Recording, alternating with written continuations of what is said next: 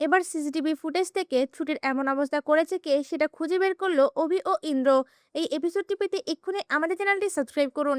এই পর্বে দেখা যায় রঞ্জন প্রসাদের গুন্ডাগুলো ছুটিকে বস্তায় ভরে তাদের সামনে নিয়ে আসে। আর বস্তার মুখটা খুলতেই ছুটিকে অজ্ঞান অবস্থায় দেখে ঝুমকি খুশি হয়ে বলতে থাকে, আজ আমার পথের কাঁটা সরবে, আজ আমি অনেক খুশি, আমি নিজের হাতে ছুটিকে শেষ করতে চাই। এরপর দেখা যায় ঝুমকি ছুটির হাত ধরে টেনে সেই ফ্রিজের রুমের মধ্যে নিয়ে যেতে লাগে আর বলতে থাকে, ছুটি আজ তোর শেষ দিন, তুই এটাও জানতে পারলি না তুই হিরণময়ের আসল মেয়ে পড়ি, তার আগে তুই শেষ হয়ে যাচ্ছিস, তোর জায়গায় বসে আমি আনন্দ করব, ফুর্তি করব। এই কথাগুলো বলার সময় ছুটির জ্ঞান ফিরে আসে আর ছুটি সকল কথা শুনে চমকে ওঠে। এরপর দেখা যায় ঝুমকি জোর করে ছুটিকে সেই ফ্রিজের রুমের মধ্যে নিয়ে যেতে লাগলে ছুটিও নিজেকে ছাড়ানোর চেষ্টা করে। ঝুমকি বুঝতে পেরে যায় ছুটির জ্ঞান ফিরে এসেছে, তাই তাকে ধাক্কা মেরে সেই রুম থেকে বেরিয়ে যায় আর রুমের মধ্যে তালা লাগিয়ে দেয়। অন্যদিকে দেখা যায় ইন্দ্র সিসিটিভি ফুটেজে খুঁজতে থাকে সেই বস্তাগুলো নিয়ে গুন্ডাগুলো কোন দিকে গেছে। আর সেই সময় দেখতে পায় ছুটিকে বস্তা থেকে খুলে নিয়ে একটা রুমের মধ্যে ঢুকানো হচ্ছে আর তার বাইরে লেখা রয়েছে ডেঞ্জার জোন। এটা দেখে ইন্দ্র ভয় পেয়ে যায় আর সঙ্গে সঙ্গেই সেই সিসিটিভি ফুটেজটা অভির ফোনে পাস করে দেয়। অভি সেই ভিডিওটা দেখে সঙ্গে সঙ্গেই বলে ওঠে, এটা তো ফ্রিজার, এখানে তো বেশিক্ষণ মানুষ বেঁচে থাকতে পারবে না, আমাকে যেভাবেই হোক ছুটিকে উদ্ধার করতে হবে। সঙ্গে সঙ্গে বাইক নিয়ে সেই পরিত্যক্ত বাড়িতে চলে যায় আর নিজেই দরজা ভেঙে ছুটিকে সেখান থেকে উদ্ধার করে আর ছুটিকে জড়িয়ে ধরে বলতে থাকে, ছুটি তোমার সঙ্গে কে এমন করেছে আমি জানতে পেরেছি, তাকে আমি ছাড়বো না, আগে তুমি সুস্থ হয়ে ওঠো। এই বলেই ছুটিকে কোলে তুলে নিয়ে হসপিটালে নিয়ে যায় অভি। তা ভিউয়ার্স, ছুটি সুস্থ হওয়ার পরে অভিকে যদি ঝুমকির মুখ থেকে শোনা সকল কথা তাকে বলে দেয়, আপনাদের দেখতে কেমন লাগবে? আপনাদের মূল্যবান মতামত আমাদের কমেন্টে জানান। ধন্যবাদ। দুর্ধর্ষ নতুন পর্ব। রোমা কাঞ্জিলালের পাঠানো গুন্ডাদের সঙ্গে অভি ফাইট করে ছুটিকে উদ্ধার করতে গেলে মাথায় আঘাত পায় অভি। আর এটা দেখে ছুটি মূর্তি রূপ ধারণ করে প্রত্যেকটা গুন্ডার সঙ্গে ফাইট করে। এই ফুল এপিসোডটি পেতে এক্ষুনি আমাদের চ্যানেলটি সাবস্ক্রাইব করুন। এই পর্বে দেখা যায় রঞ্জন প্রসাদ কাঞ্জিলাল তার গুন্ডাদের ফোন করে বলে ওঠে, অভিমন্যু শঙ্কর রয় আর ছুটি মিলে পলাশপুর গ্রামে গেছে, তাদের যেন খাতির যত্নের অভাব না হয়। এই বলেই ফোনটা কেটে দেয়। এদিকে রুমা কাঞ্জিলাল তার ভাইকে বলে ওঠে, অনেক হয়েছে আড়ালে থেকে কাজ করা, এবার অভিমন্যু শঙ্কর রয়কে শেষ হতে হবে, নয়তো বা ওই অভিমন্যু শঙ্কর রয় আমাকে আসল অপরাধী প্রমাণ করেই ছাড়বে।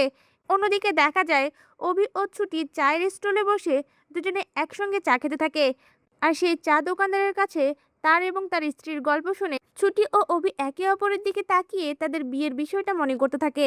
এক পর্যায়ে অভি সেই দোকানদারের কাছে প্রশ্ন করে বলে ওঠে, আচ্ছা এটা তো পলাশপুর গ্রাম, আপনি কি মোহন নামে কাউকে চেনেন? এই কথা শুনে সঙ্গে সঙ্গে চায়ের দোকানদার বলে ওঠে, হ্যাঁ হ্যাঁ চিনি তো, এই সোজা রাস্তা দিয়ে কিছু দূর গেলে একটা কলপার পাবে আর সেখানেই মোহনদের বাড়ি, আমি তো চিনি মোহনকে, মোহনের একটা বোনও আছে, বোনকে নিয়ে মোহনের এত চিন্তা, মেয়েটা এখন রিহ্যাব সেন্টারে আছে।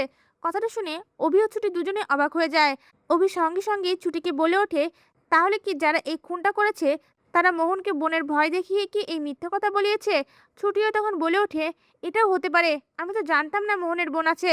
এরপর দুজনে একসঙ্গে গাড়িতে করে মোহনদের বাড়ির দিকে যেতে লাগে আর ঠিক সেই সময়ে রঞ্জন প্রসাদের গুন্ডাগুলো এসে অভিদের গাড়ি আটকায়। গুন্ডাদের দেখে ছুটি ভয় পেয়ে যায় আর সঙ্গে সঙ্গে বলে ওঠে, উকিল স্যার এদের তো দেখে গুন্ডা মনে হচ্ছে, তাহলে কি যারা এই খুনটা করেছে তারা জানতে পেরে গেছে আমরা মোহনের খোঁজে এসেছি, সেই জন্যই মনে হয় গুন্ডা পাঠিয়েছে। অভিও বলে ওঠে, হ্যাঁ আমারও তাই মনে হচ্ছে। এদিকে গুন্ডাগুলো অভিদের গাড়ির সামনে এসে দাঁড়িয়ে ছুটিকে গাড়ি থেকে বের করে নিয়ে যেতে লাগে আর অভি তখন ছুটির গায়ে হাত দেওয়া দেখে অনেক রেগে গিয়ে সেই গুন্ডাদের সঙ্গে ফাইট করতে থাকে। এক পর্যায়ে সেই গুন্ডাগুলোর মাঝে একজন গুন্ডা এসে অভির মাথায় আঘাত করে আর এটা দেখে ছুটি উকিল স্যার বলে চিৎকার করে ওঠে। এরপর দেখা যায় গুন্ডাগুলো অভিকে আবারও আঘাত করতে গেলে ছুটি মূর্তি রূপ ধারণ করে পাশে পড়ে থাকে একটা লাঠি তুলে নিয়ে প্রত্যেকটা গুন্ডাকে পেটাতে থাকে আর চিৎকার করে লোক জড়ো করতে থাকে। ছুটির চিৎকার শুনে আশেপাশের লোকেরা ছুটে এলে গুন্ডাগুলো ভয় পেয়ে সেখান থেকে পালিয়ে যায়। এরপর দেখা যায় সে চায়ের দোকানদারের সাহায্য নিয়ে ছুটি অভিকে তাদের বাড়িতে নিয়ে যায় আর নিজের হাতেই অভির মাথায় ব্যান্ডেজ করে দেয় আর মনে মনে বলতে থাকে, আমাকে যেভাবেই হোক মোহনকে খুঁজে বের করতে হবে আর তার মুখের বয়ান দিয়েই আমি আমার বাবাকে নির্দোষ প্রমাণ করতে পারবো। ছুটিকে এভাবে চিন্তায় দেখে অভি ছুটিকে প্রশ্ন করে বলে ওঠে, কি নিয়ে ভাবছেন? তখন ছুটি কোনো কথার উত্তর না দিয়ে অভিকে বলে ওঠে, আপনি রেস্ট করুন, আমার একটা কাজ আছে। এই বলে রুম থেকে বেরিয়ে আসে। তা ভিউয়ার্স, ছুটি কি পারবে মোহনকে খুঁজে বের করে আসল প্রমাণ জোগাড় করে তার বাবাকে নির্দোষ প্রমাণ করতে? আপনাদের কি মনে হয়? আপনাদের মূল্যবান মতামত আমাদের কমেন্টে জানান। ধন্যবাদ। ছুটি হচ্ছে আসল পরী এটা জানতে পেরে সকলের সামনেই ছুটিকে জড়িয়ে ধরলো অভি। এই ফুল এপিসোডটি পেতে এক্ষুনি আমাদের চ্যানেলটি সাবস্ক্রাইব করুন। এই পর্বে দেখা যায় ঘরের মধ্যে ছুটি একা একাই অভির বাড়ির সকলের বলা কথাগুলো নিয়ে ভাবতে থাকে।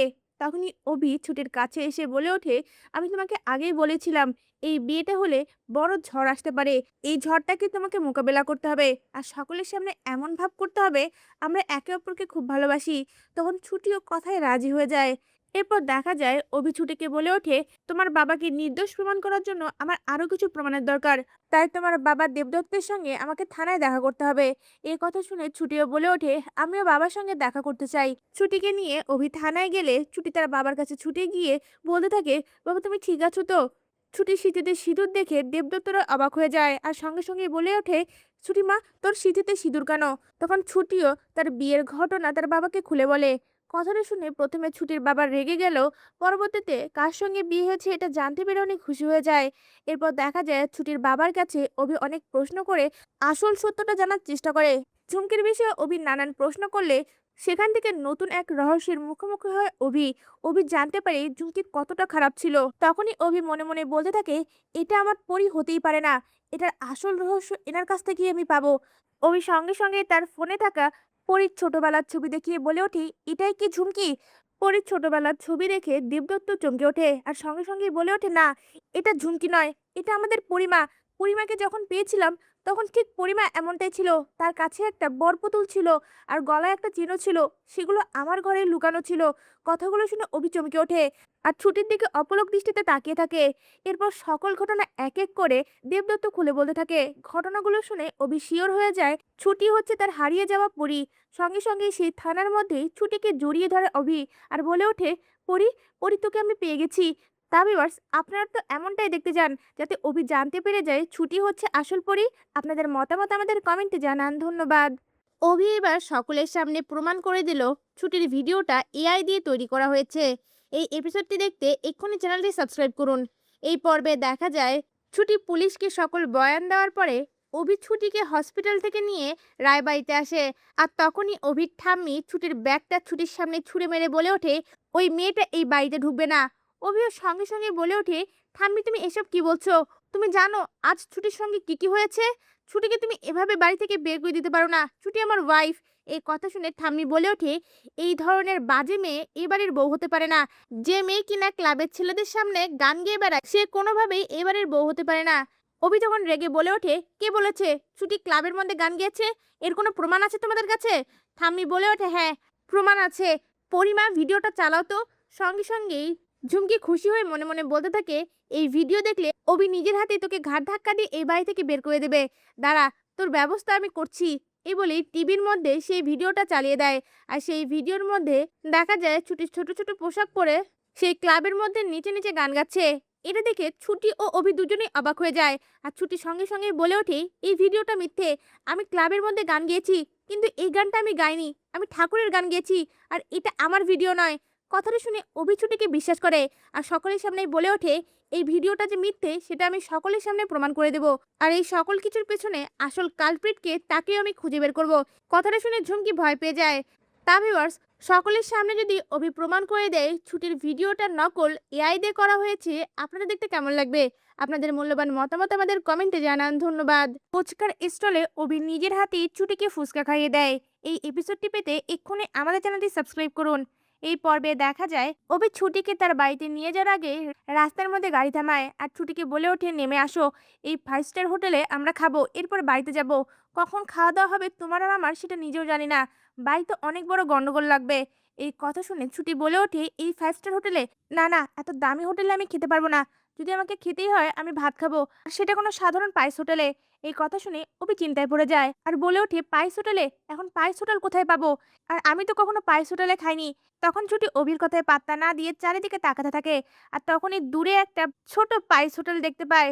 আর সঙ্গে সঙ্গে ছুটি বলে ওঠে, ওই দেখুন ওইখানে একটা পাইস হোটেল আছে, আমরা ওখানেই আমাদের পছন্দ মতো খাবার পাবো। এই বলেই অভির হাত ধরে টেনে ছুটি সেই ভাতের হোটেলে যায় আর সেখানে গিয়ে বলে ওঠে, কাকু আপনার হোটেলে যা যা ভালো ভালো আছে সব খাবার নিয়ে আসুন, আমাদের খুব খিদে পেয়েছে। এই কথা শুনে পাইস হোটেলের লোকটাও সকল প্রকারের খাবার নিয়ে এসে অভি ও ছুটির সামনে সাজিয়ে দেয়। অভি এত খাবার দেখে ভয় পেয়ে যায় আর সঙ্গে সঙ্গে বলে ওঠে, এতগুলো খাবার এতগুলো খাবার আপনি খেতে পারবেন? তখন ছুটি বলে ওঠে, শুধু এতটুকু খাবার কোনো ব্যাপার হলো? এগুলো আমার বাঁ হাতের খেল, আর আপনি তো খাবেন। নিন, নিন।